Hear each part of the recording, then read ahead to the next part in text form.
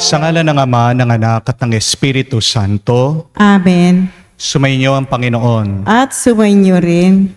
Mga kapatid, minsan pa tayo ay lumalapit sa Diyos sa pamamagitan ng banal na misa.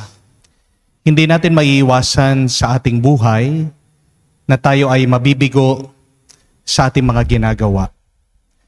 Minsan makakaranas tayo ng pagsasawa. Minsan ginagawa naman natin ang ating makakaya.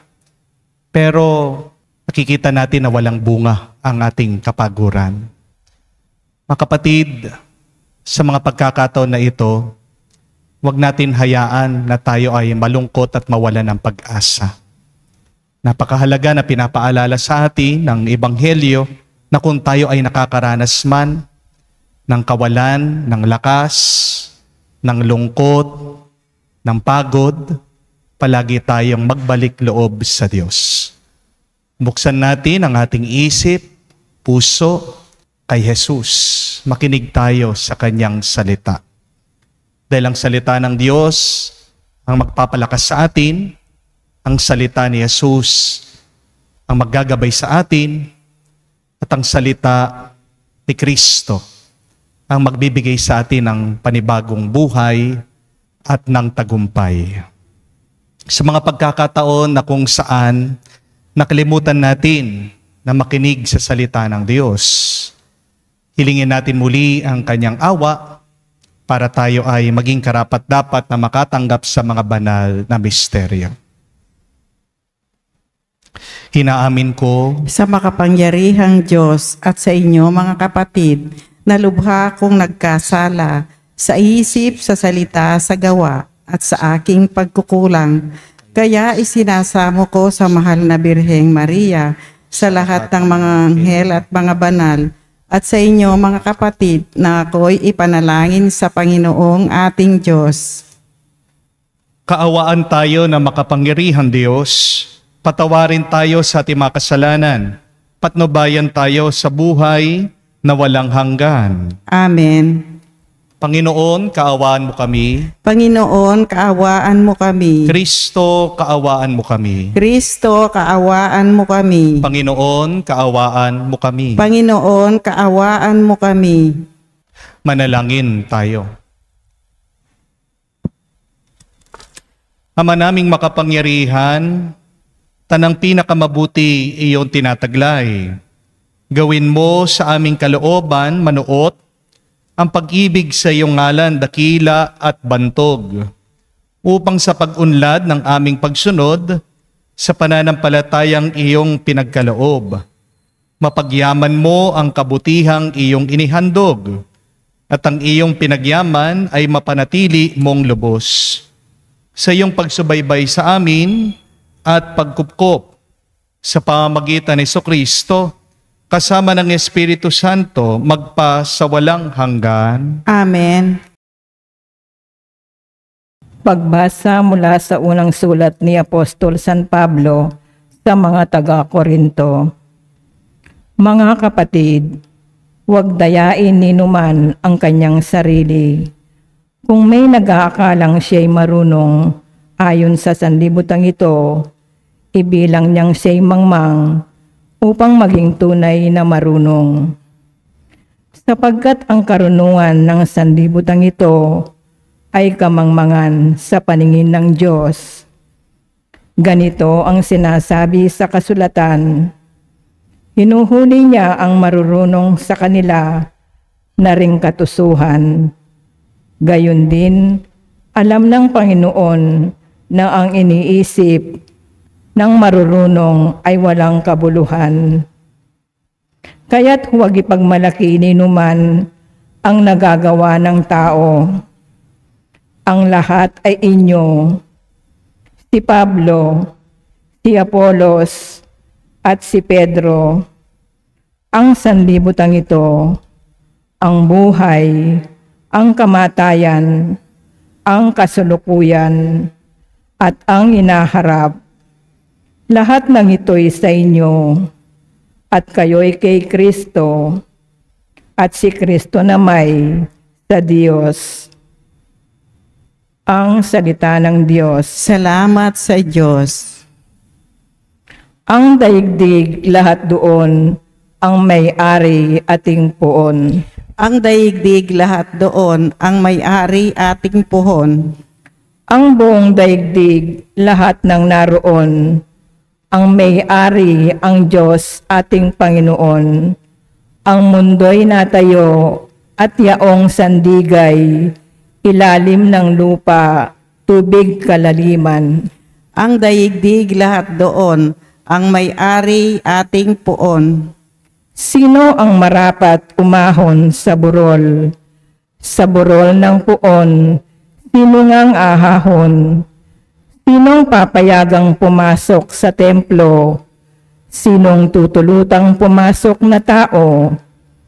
Siya na malinis ang isip at buhay, na hindi sumamba sa Diyos-Diyosan, tapat sa pangako na binibitiwan. Ang daigdig lahat doon, ang may-hari ating puon. Ang Panginoong Diyos, pagpapalain siya, ililigtas siya at pawawalang sala. Gayon ang sino mang lumalapit sa Diyos, silang lumalapit sa Diyos ni Jacob. Ang daigdig lahat doon, ang may-hari ating puon.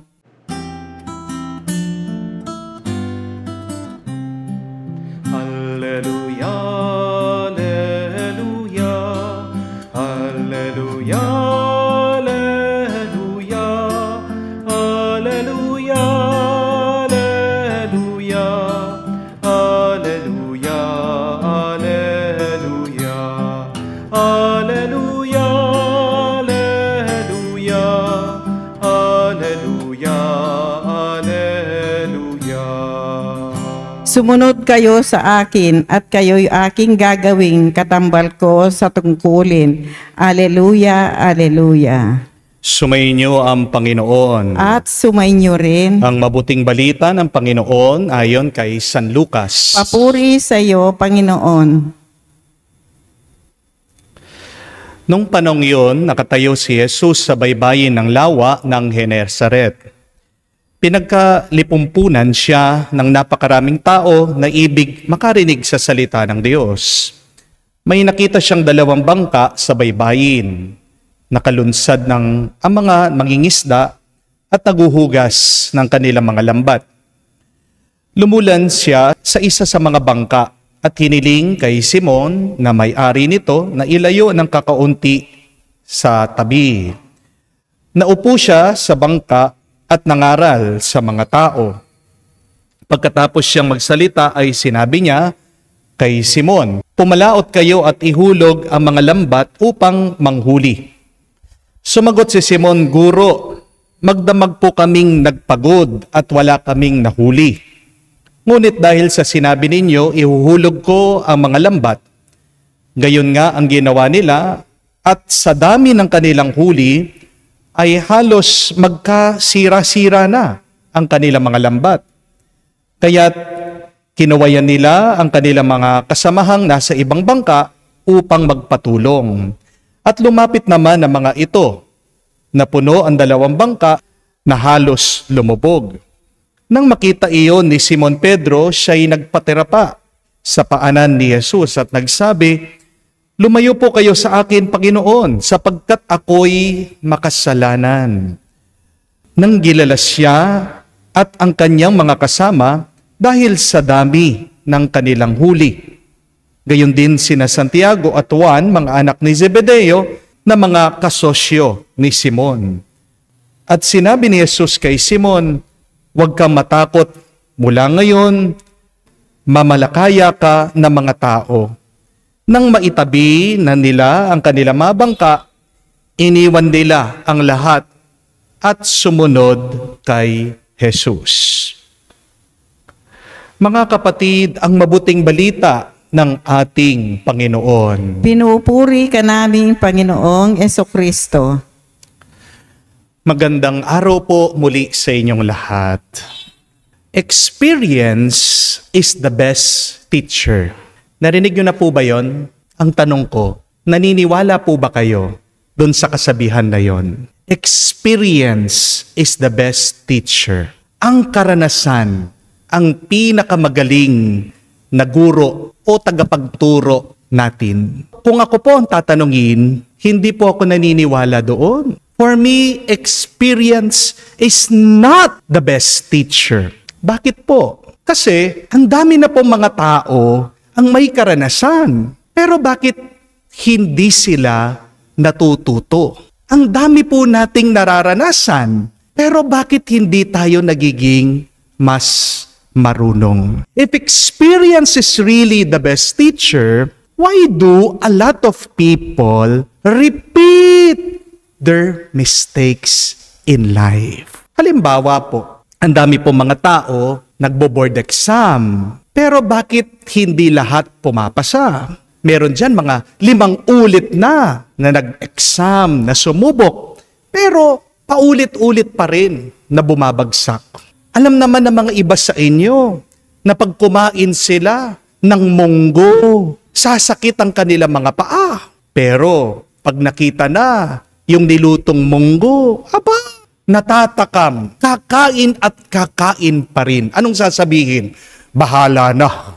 Alam mo naman, nasasakit ang iyong batok. Mahihilo ka, tataas ang iyong blood pressure pag kumain ka ng chicharon o kaya naman ng balat ng lechon. Pero titikim at titikim ka pa rin.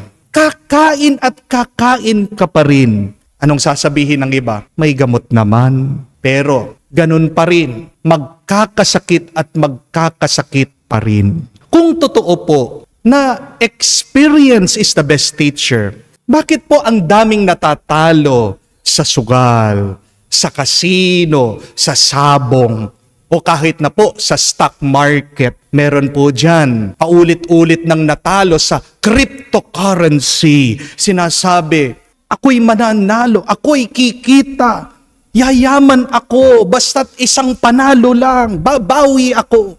Pero nagkabaon-baon na sa utang. Bakit patuloy pa rin sa pagtataya? Bakit patuloy pa rin sa pag-i-invest? Kung totoo po that experience is the best teacher, bakit ang dami hindi pa natuto sa pagmamahal? Alam mo na nga na babaero yung iyong asawa, binata pa lang siya. Anong i-expect mo? Magbabago yan ng ganon kadali, na ganon kabilis? Bakit ngayon babaero pa rin? Hindi ka na natuto sa kanya. Hindi po ba?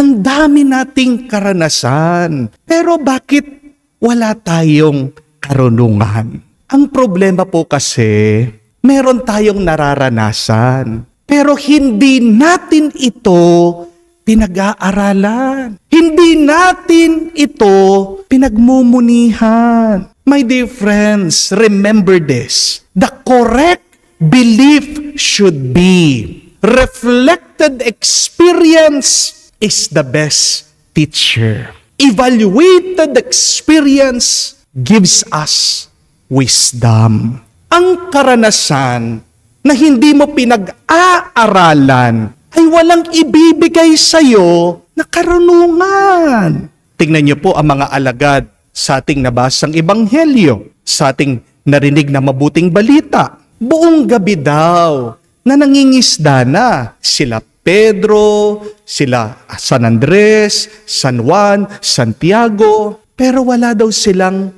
nahuli. Nagpagod naman sila. Ginawa naman nila yung best nila, yung makakaya nila. Pero bakit nabigo pa rin sila? Kasi hindi sila natuto doon sa karanasan nila. Wala silang nakuha kasi paulit-ulit yung maling pamamaraan ng kanilang pangingisda. Pero sana tinanong nila ang kanilang sarili, hindi po ba? Ano kaya yung mali na ginagawa natin? Bakit hindi tayo nakakakuha ng isda? Bakit hindi nila tinanong ang kanilang sarili? Bakit hindi nila pinag-aralan yung pamamaraan ng kanilang pangingisda? Sana natanong nila sa kanilang sarili. Ano kaya yung babaguhin natin para makahuli tayo? Para magtagumpay tayo dito sa ating trabaho? Mabuti na lang dumating po ang ating Panginoon si Jesus. At tinuruan sila ni Jesus kung paano ang tamang paraan ng pangingisda. Sinabihan sila ni Jesus, ihulog niyo muli ang inyong mga lambat doon sa mas malalim. Throw your nets into deeper water. Yun pala ang problema. Nangingisda sila pero doon sa mababaw lang na tubig. At nung pong nakinig sila kay Jesus, sobrang dami daw nung kanilang nahuling isda. Sa sobrang dami, nasisira na yung kanilang lambat. Sa sobrang dami ng kanilang nahuli, lumulubog na yung kanilang mga bangka. My dear friends, God gives us two good news today. The first one, remember this, God will not allow you to go home empty-handed. God will not allow you to fail. Hindi kagustuhan ng Diyos na ikaw ay mabigo. Gusto ni Jesus na tayo ay magtagumpay. Amen? But the second good news is, remember, God will always teach you so that you can succeed in life. God will always give you His Word so that your life will become fruitful. Hindi kagustuhan ng Diyos na walang bunga ang iyong buhay. At para maging mabunga ang iyong buhay, kailangan makinig ka at kailangan sumunod ka sa salita ng Diyos. Amen? Yes. Reflected experience is the best teacher. But do not forget that Christ is the divine teacher. You may have all of the best things in life, but without the divinity of God, those best things do not have any value. Kung matututo ka sa iyong karanasan, gaganda ang iyong buhay. Pero kung matututo ka naman kay Kristo, magkakaroon ng milagro ang buhay mo. Amen? Kaya nga, mag-ingat tayo. Kasi kung hindi tayo makikinig kay Kristo, mabibigo at mabibigo tayo. If you fail to follow Christ, you will go home empty-handed. If you do not listen to the Word of God and act on it, your life will not bear much fruit. Madalas po, pag ako ay magmimisa, maghahanda ako ng mabuti sa aking homily. Talagang pinag-iisipan ko po lahat ng aking sinasabi sa inyo, lahat ng aking dinideliver dito po sa aking homily. Sinusulat ko po yan, pinagdadasal ko po yan, pinapractice ko po sa aking kaisipan. Pero nung minsan po, handang-handa na po ako sa aking homilya. Pero habang nakikinig po ako sa reading, para bang kinausap ako ng Diyos. Sabi niya, ito ang sabihin mo. Narinig mo yon dun sa reading? Yan ang sabihin mo. Nakipagtalo po ako sa Diyos. Sabi ko, Lord, paano po yung prepare ko na homily? Sayang naman po pinagpaguran ko. Lord, paano po yan? Hindi ko naman pinaghandaan ng mabuti yung pinapasabi nyo, yung gusto nyong sabihin ko para sa inyo. Ako pong magkamali ako, Lord. Pero kinukulit po ako ng Diyos. Nararamdaman ko po talaga sa aking puso, sa aking kaluluwa. Hindi, yan ang sabihin mo. Sabi ko po sa Panginoon, bahala po kayo, ha? Total, trabaho nyo naman ito, total. Kayo naman talaga ang boss ko. Kung man ako ay mabigo, sinong mabibigo? Hindi po ako, Lord, ha? Kaya nga po, kahit na hindi ako naghanda, I was very hesitant. I delivered the homily that God wanted me to give. Only guided by the Holy Spirit, I delivered the homily that God wanted me to say. Alam niyo po, habang nagsasalita ako, habang sinasabi ko, pinipreach ko itong homily, hindi po ako komportable. Feeling ko po, kalat ako, sabog ako, hindi ko po maintindihan yung aking sinasabi, hindi po talaga ako masaya. Pero alam niyo po, pagkatapos ng misa, meron pong isang lumapit sa akin na nagsimba. Sabi niya, Father, thank you for that homily. Sapul na sapul po yung sinabi niyo. Saktong-sakto po para sa akin. Father, salamat po. And then, nung pagpanik ko po sa kumbento, nakita ko, meron po nag-message sa akin, sabi, Father, salamat po dun sa sermon niyo. Parang, alam niyo po yung sitwasyon ko. Parang nangungusap po kayo sa akin. Parang akong kinakausap niyo. Salamat po. And it is then that I realize God has a good reason why He changed my homily. Why God guided me to say that homily. See, God told me, just follow my word. There is a good reason for it. Because I have a good plan for that homily.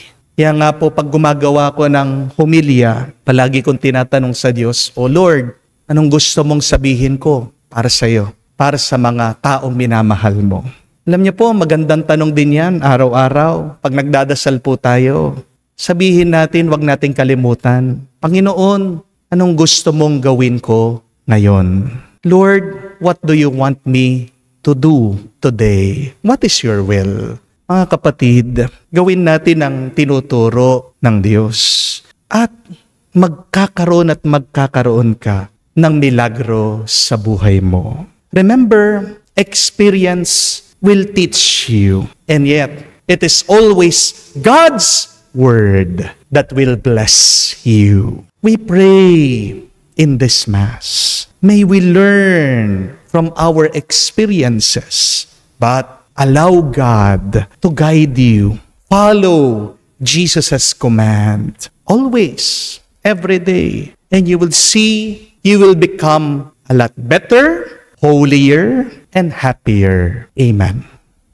Alay po natin sa Diyos. Sabihin natin sa Panginoon ang ating mga pangangailangan sa bawat dasal. Ating itugon, Panginoon, dinggin mo kami. Panginoon, dinggin mo kami. Ang Santo Papa, mga obispo, mga pari, at lahat ng tinawag upang mamalakayan ng tao, naway magkaroon ng tapang at tiyaga na hihagis ang lambat ng paglilingkod sa malalim na karagatan ng buhay. Manalangin tayo sa Panginoon. Panginoon, dinggin mo kami. Ang mga mangingisda at lahat ng nagtatrabaho sa karagatan, naway tumanggap ng maraming uri ng nag-uumapaw na yaman ng Diyos. Manalangin tayo sa Panginoon. Panginoon, dinggin mo kami. Tayo naway magkaroon ng katapangan na ipahayag sa mga hindi sumasampalataya ang mabuting balita ng Panginoon. Manalangin tayo sa Panginoon. Panginoon, dinggin mo kami. Sa katahimikan po ng ating puso, magitin natin at sabihin sa Diyos ang ating mga personal na pangangailangan. Panginoon ng lahat ng tao, sa pamamagitan ng mga panalangin ito, tipunin mo ang mga nagsisikap na sumusunod sa iyong anak. Siya na nabubuhay at naghahari, magpa sa walang hanggan. Amen.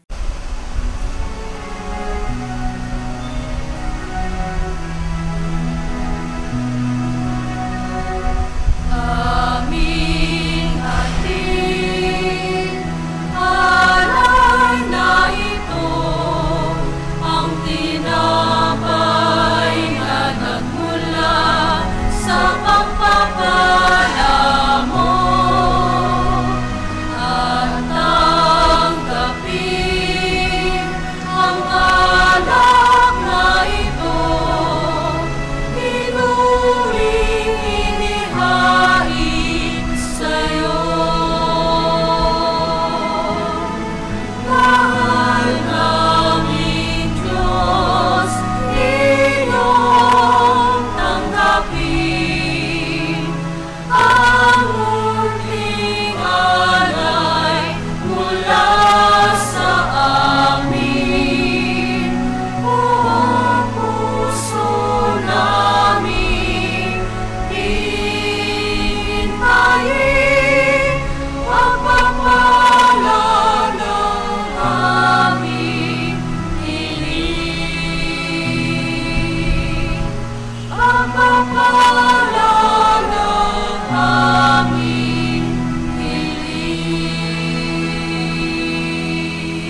Manalangin kayo mga kapatid para ang ating mga paghahain ay kalugdan ng Diyos amang makapangyarihan. Tanggapin nawa ng Panginoon itong paghahain sa iyong mga kamay sa kapurihan niya at karangalan at sa ating kapakinabangan at sa buong sambayanan niyang banal. Ama naming lumikha, ang banal na paghahain ay lagi nawang magdulot ng iyong pagbabasbas na sa amin tumutubos, upang ang ginaganap mo sa aming pagdiriwang ay maging lubos sa pagkaloob ng iyong pagmamahal. Sa pamamagitan ni Jesucristo kasama ng Espiritu Santo, magpa sa walang hanggan. Amen. Sumainyo ang Panginoon. At sumainyo rin, Itaas sa Diyos sa inyong mga puso at diwa. itinaas na namin sa Panginoon. Pasalamatan natin ang Panginoong ating Diyos. Marapat na siya ay pasalamatan. Ama naming makapangyarihan, tunay nga marapat ikaw ang aming pasalamatan. Ikaw ang lumikha sa tanan. Ikaw ang nagtakdang magkaroon ng gabi at araw. Gayon din ang taginit at tag-ulan. Ikaw ang umuhubog sa tao bilang iyong kawangis na mapagkakatiwala ang mga siwa sa daigdig. Ikaw ngayon pinaglilingkuran sa pagganap sa pananagutan ng iyong pinagkakatiwalaan sa pamamagitan ng anak mong mahal. Kaya kaisa na mga anghel na nagsisiawit ng papuri sa iyo, nang walang humpay sa kalangitan, kami nagbubunyi sa iyong kadakilaan.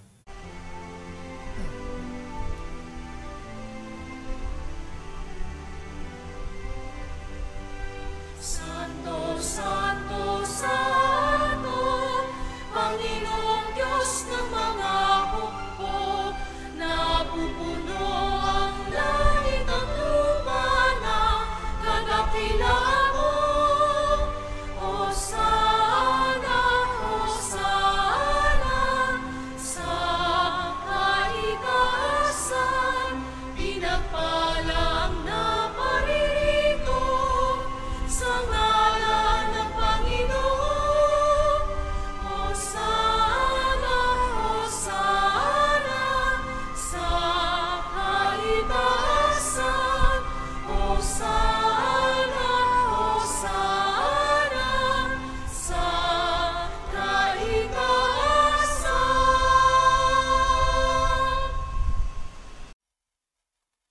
Ama naming banal, ikaw ang bukalanta ng kabanalan, kaya't sa pamagitan ng iyong Espiritu, gawin mong banal ang mga kaloob na ito, upang para sa amin maging katawan at dugo ng aming Panginoong Heso Kristo.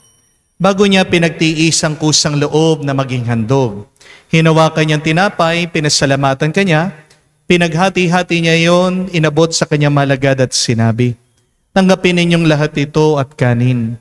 Itong aking katawan ay hahandog para sa inyo."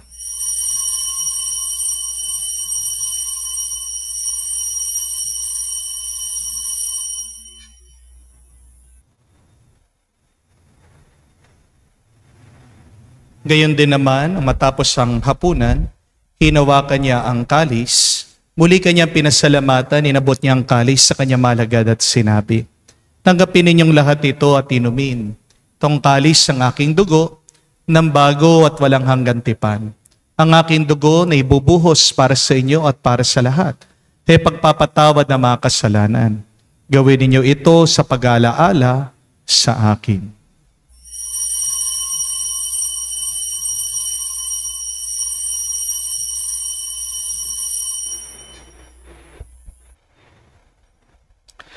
Ang misteryo ng pananampalataya. Aming ipinahayag na namatay ang iyong anak, nabuhay bilang Mesiyas at magbabalik sa wakas para mahayag sa lahat. Ama, ginagawa namin ngayon ang pag-alaala sa pagkamatay, muling pagkabuhay ng iyong anak. Kaya tinialay namin sa iyong tinapay nagbibigay buhay at ang kalis na nagkakaloob ng kaligtasan. Kami nagpapasalamat dahil kami yung minarapat na tumayo sa harap mo para maglingkod sa iyo. Sinasamo namin kami magsalo-salo sa katawan at dugo ni Kristo ay mabuklod sa pagkakaisa sa pamamagitan ng Espiritu Santo. Ama, lingapin mong iyong simbahan, laganap sa buong daigdig. Puspusin mo kami sa pag-ibig. Kaisa ni Francesco, aming Papa, Florentino, aming Arsobispo, at ng Tanang Kaparian. Alalahanin mo rin ang aming mga kapatid na nahimlay, may pag-asang muling mabubuhay. Gayon din lahat ng mga pumanaw, kawan mo sila't patuloyin sa iyong kaliwanagan. Kawan mo't pagindapating kaming lahat makasalo sa iyong buhay na walang wakas. Kaisa na mahal na Birhen Maria, Ina ng Diyos, kaisa na mga apostol, lahat ng mga banal, na namuhay dito sa daigdig na kalugod-lugod sa iyo. May pagdiwang nawa namin ang pagpupuri sa kararangal mo sa pamamagitan ng iyong anak, aming Panginoong Hesu Kristo. Sa pamamagitan ni Kristo, kasama niya at sa Kanya, ang lahat ng parangal at papuri ay sa iyo, Diyos Ama, makapangyarihan, kasama ng Espiritu Santo, magpasawalang hanggan. Amen, amen, amen. Sa nakakagaling na utos sa turo ni Jesus sa Panginoon natin at Diyos, ipahayag natin ng lakas loob.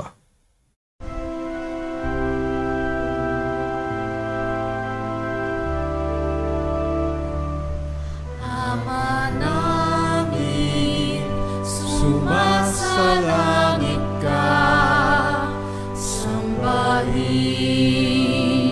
ang ngalan mo, mapasa amin ang kaharian mo, sundin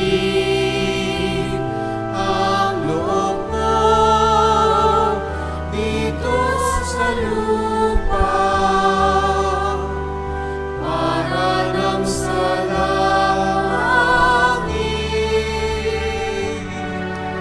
Bigyan mo kami ngayon ng aming kakanin sa araw-araw, at patawarin mo kami sa aming mga sala, para ng pagpapatawad namin sa nagkakasala sa amin. At huwag mo kami ipahintulot sa tukso, at iadya mo kami sa lahat ng masama. Hinihiling namin kami, Adya, sa lahat ng masama, pagkalooban ng kapayapaan araw-araw, iligtas sa kasalanan, ilayo sa lahat ng kapahamakan, samantalang aming pinanabikan ang dakilang araw ng pagpapahayag ng tagapagligtas naming si Hesu Kristo. Sapagkat iyo ang kaharian at ang kapangyarihan at ang kapurihan magpakailanman. Amen. Panginoong Hesu Kristo, sinabi mo sa mga apostol, kapayapaan ang iniiwan ko sa inyo, ang aking kapayapaan binibigay ko sa inyo. Tunghayan mo ang aming pananampalataya at huwag ang aming pagkakasala. Pagkalooban mo kami ng kapayapaan at pagkakaisa ayon sa iyong kalooban. Kasama ng Espiritu Santo, magpasawalang hanggan. Amen. Kapayapaan ng Panginoon ay laging sumainyo. At sumainyo rin. Magbigayan po tayo ng kapayapaan sa bawat isa. Peace with you po. Kapayapaan po sa inyong lahat.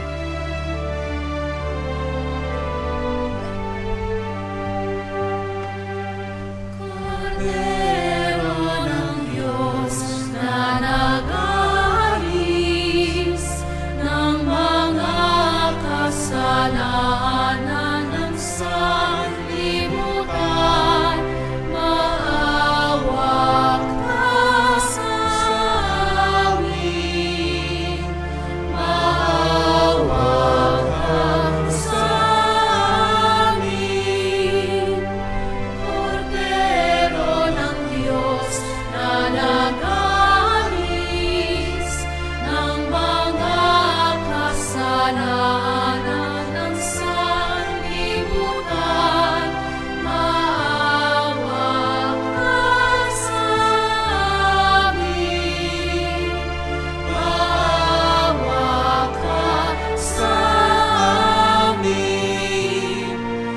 Kordero ng Diyos na nag-aalis ng mga kasalanan ng sanlibutan, ipagkaloob mo sa amin ang kapayapaan.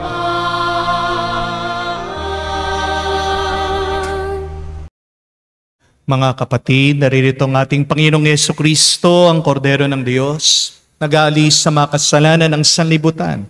Mapalad tayo na lumalapit sa piging ng Kordero. Panginoon, hindi ako karapat-dapat na magpatuloy sa iyo, ngunit sa isang salita mo lamang ay gagaling na ako.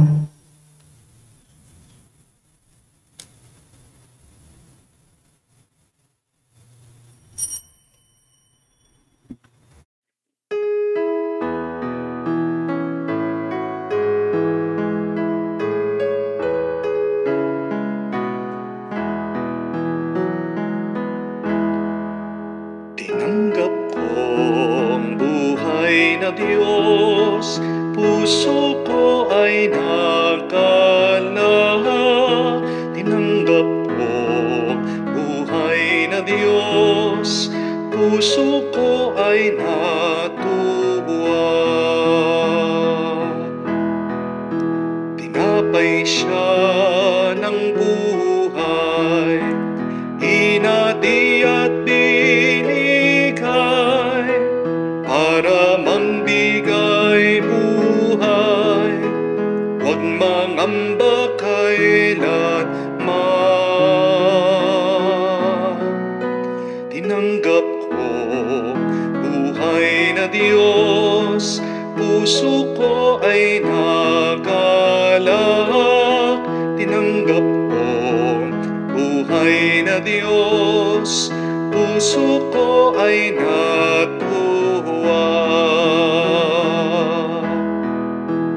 Manalangin tayo.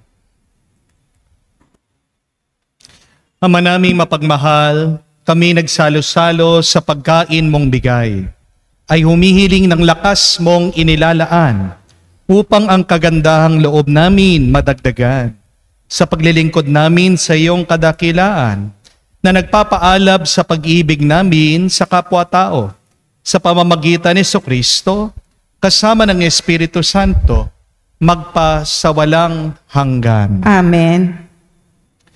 May isa pong pilosopo, si Socrates, ang nagsabi that an unreflected life is not worth living. Mga kapatid, marami tayong mga karanasan sa buhay. Pero bakit ba tayo ay nagkakamali? Bakit ba tayo ay nabibigo? Bakit ba minsan walang bunga ang ating mga kapaguran? Dahil hindi natin pinag-aaralan o pinagmumunihan ang ating mga karanasan.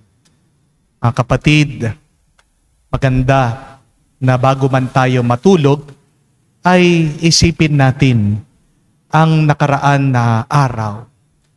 Ano kaya ang pwede ko pang ma-improve o mapabuti sa aking ginawa sa nakalipas na araw?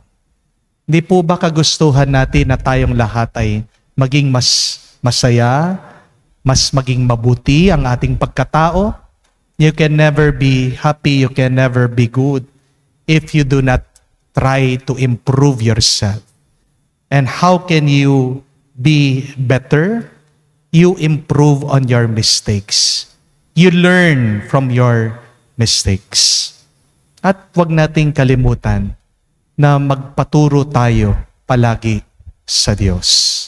Yes, reflected experiences is the best teacher. And yet, Christ is the divine master. Kung matututo tayo sa ating mga pagkakamali, gaganda ang buhay natin. Pero ano ang magandang buhay kung wala naman itong pagpapala sa Diyos? Lahat ng mga magaganda na bagay dito sa mundo ay malalanta, masisira, mawawala. Pero pag tayo ay nasa panig palagi ng Diyos, kung tayo ay palaging sumusunod sa kagustuhan ng Diyos, tayo ay palaging pagpapalain niya at pupunuin ng kanyang grasya. Para po sa ating assignment ngayong araw, bago man kayo matulog, balikan niyo ang nakalipas na araw. Ano bang nangyari sa araw kong ito? Ano bang nangyari sa araw na pinagkaloob ng Diyos sa akin ngayon? Anong aking mga pagkakamali? Anong mga mabubuti at magandang aking nagawa? At itanong natin, bukas kaya, anong gustong pagawa ng Diyos sa akin? Let that be your prayer for today. And may your faithful prayer and conversation with God bless you, strengthen you, and give you more fruits in your journey in this life. Amen. Sumainyo ang Panginoon. At sumainyo rin. Kayo ay basbasan ng Diyos makapangyarihan sa lahat sa ngalan ng Ama, ng Anak, at ng Espiritu Santo. Amen. Ang ating misa ay natapos na. Pumayo kayo sa kapayapaan ni Kristo. Salamat sa Diyos.